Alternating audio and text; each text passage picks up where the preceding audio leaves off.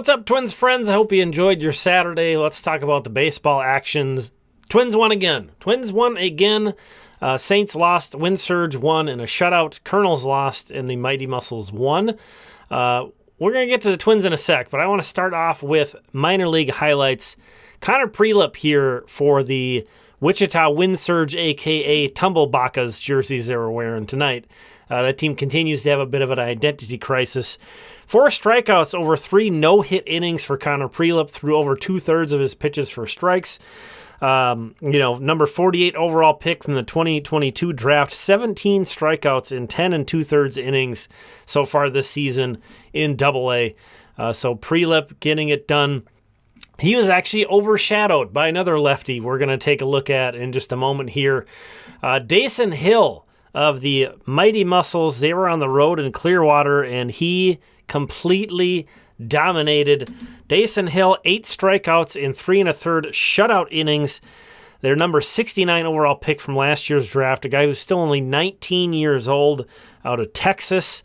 He now has 21 strikeouts in 10 2/3 innings already this season. So the cherry on top, you're seeing a lot of breaking balls and off-speed stuff, but those were so effective because he topped out at 98.4 miles per hour tonight and eclipsed 97 miles per hour 10 times in this outing in which he goes 3 1/3 innings. Again, 19 years old. You see, he's a head taller than all of his infielders and his manager there. So Dasan Hill of the Mighty Muscles, wow, yeah, wanted to lead with that. But the Twins won. I was out enjoying the weather today, so I didn't get to follow along with this one live.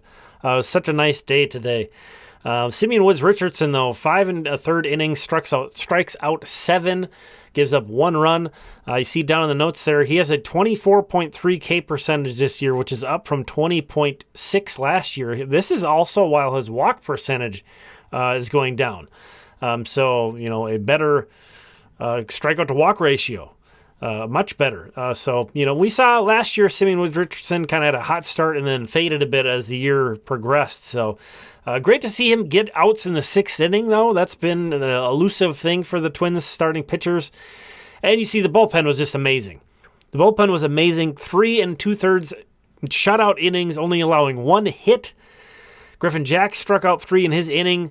That was his 3rd consecutive clean inning. He only threw 1 four-seam fastball, though. He seems to be really focusing on his secondary stuff, his sweeper in particular. But yeah, Jax has 7 strikeouts and has not walked a batter in his last 3 outings as well. So he's getting back on track.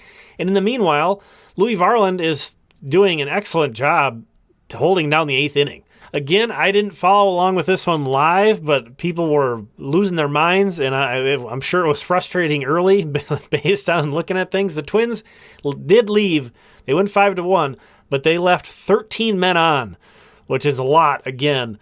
They were 6 for 16 with runners in scoring position, so they eventually got some stuff going. That's a good performance overall with runners in scoring position. They missed some opportunities. I think they left the bases loaded with no outs, which is always a tough pill to swallow. But multi-hit games from Brooks Lee, Ty France, Harrison Bader, Jonah Bride, and Carlos Correa. You see down in the notes there, Correa had 2 exit velos in excess of 105. That's a good sign. Maybe that sucky swing that he talked about the other day is behind him. Maybe, one game doesn't make that, but, it certainly feels good to see him go out and hit the ball hard. Brooks Lee played second base today, possibly prepping for when Royce Lewis gets back, getting some comfortability there. He now has a 755 OPS in his 12 games since returning to the Twins, so that's encouraging. Not superstar or anything, but the Twins really need more of their players to just sort of be respectable even in the lineup. The lineup's been so bad that even just having some guys be above league average by a little bit would be a big lift. Hey, I'll take any momentum at this point for the Twins. It's been rough. Minor league starting pitchers, you see here, we looked at Connor Prielipp again, 3 no-hit innings with 4 strikeouts, did walk 1, only 34 pitches to get through 3 innings. He has been so injury prone, and it's so early in the year. The Twins are going to be extremely careful with him. Dasan Hill, I was surprised that he went out for the fourth inning. I was not expecting that. He throws 58 pitches, strikes out the first batter of the fourth inning, and then comes out. So, must have sort of, I'm not sure if, exceeding 50 was the limit for him or what, but it was kind of cool that he got to get up and down one more time and go out there for the fourth. Only gives up 1 hit, strikes out 8 batters in 3 1/3 innings, and again, topped out at 98.4 miles per hour did Dasan Hill. Whew! You see down there in the notes, Mike Prielipp for Wichita was one of the guys who followed Connor Prielipp. He threw 3 scoreless innings and has a 0.00 ERA in 17 2/3 innings this year for Wichita. On the hitting side, Anthony Prado homered, Patrick Winkle homered, Ricardo Olivar homered, Noah Cardenas homered. Kyle Hess had a 4-hit game for the Colonels. Both Kyle DeBarge and Yasser Mercedes stole their 10th bases of the season. So again, the Twins, Wind Surge, and Mighty Muscles all win.